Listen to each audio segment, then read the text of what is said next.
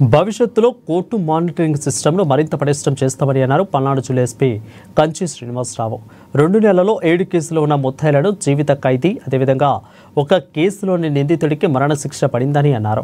కోర్టులో సమయానికి సాక్షులను ప్రవేశపెట్టడంతో నిందితులకు శిక్ష పడిందని అన్నారు ఎస్పీ కంచి శ్రీనివాసరావు. డిస్ట్రిక్ట్ సంబంధించి 8 కేసెస్లో మనకి 7 కేసెస్లో పనిష్మెంట్ లైఫ్ ఇవ్వడం జరిగింది. ఒక కేసులో డెత్ పనిష్మెంట్ ఇవ్వడం జరిగింది. ఇందులో పర్టికులర్లీ అంకంరావు ఎలియాస్ ముళ్లపంది అనే అతని మీద ఈ డెత్ పెనాల్టీ కూడా ఇవ్వడం జరిగింది. అలాగే ఒక పోక్సో కేసులో 376D, 376A, 302 అండ్ 201కి సంబంధించి ప్రతి సెక్షన్కి కూడా 5th ADJ గుంటూరు వారు 302కి సంబంధించి లైఫ్ ఇవ్వడం జరిగింది. 376 సంబంధించి 20 years 20,000 పనిష్మెంట్, 376A సెక్షన్ సంబంధించి 20 years and 20,000 పనిష్మెంట్ అండ్ 201కి సంబంధించి 7 years and 10,000 రూపీస్ పనిష్మెంట్ ఇవ్వడం జరిగింది.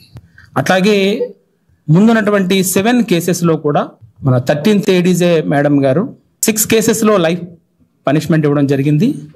వాటిలో ఉన్నటువంటి అదర్ సెక్షన్ సంబంధించి కూడా పనిష్మెంట్ ఇస్తూ ఇవ్వడం జరిగింది.